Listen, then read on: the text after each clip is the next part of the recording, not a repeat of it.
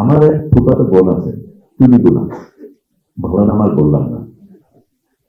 71-এর 25শে মার্চে রাতে ওনার স্বামী শামসুজ্জামান, উনি ছিলেন চট্টগ্রাম পোর্ট ট্রাস্টের চিফ ইঞ্জিনিয়ার, তাকে পাক হানাদাররা ধরে নিয়ে যায়। তারপরে তার কোনো খবর আমরা পাইনি। অনেক বছর হয়ে গেছে, আমরা ধরেই নিতে পারি এতদিন কি হয়েছে।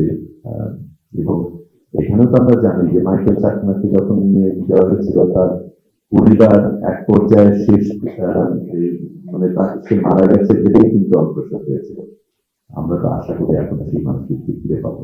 আমি টুনিগুর কথাটা এই কারণে বললাম যে তারপরে এত বছর পরে এখনো যদি টুনিগুর শোনেন যে কেউ পাকিস্তানি আছেন, তার সাথে যোগাযোগ করে, একটু খোঁজ নাও না, যদি বেঁচে থাকে, যদি কোনো খবর পাওয়া যায়।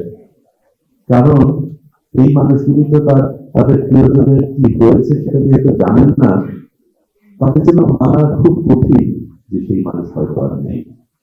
এবং যে মা, যে বোন, যে আত্মীয় তার এই প্রিয়জনকে খবর দিতে পারেনি, তার দেহটা রাখেনি, তার জন্য জীবনটা কতটা কষ্টের সেটা আমাদের ভাবতে হবে। কারণ একজন মারা গেলে তো অবশ্যই দুঃখজনক, কিন্তু যেটা আমি জানি না, ওই স্বপ্ন নিয়ে আছি, তারপরেও বুক কাঁপছে, কিন্তু মন আমাকে বলছে মেনে নাও।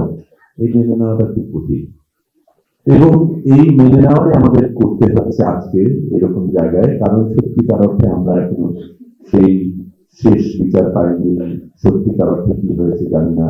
আমরা ফিল্মটার মধ্যে যে অংশগুলি দেখলাম, একেবারে শেষের অংশটা যদি দেখেন, যখন ওই ভাঙা দেয়ালের ভেতর দিয়ে আপনি দাঁড়িয়ে দেখছেন, তখন আপনি জানেন এর ভিতরে কি হয়েছিল।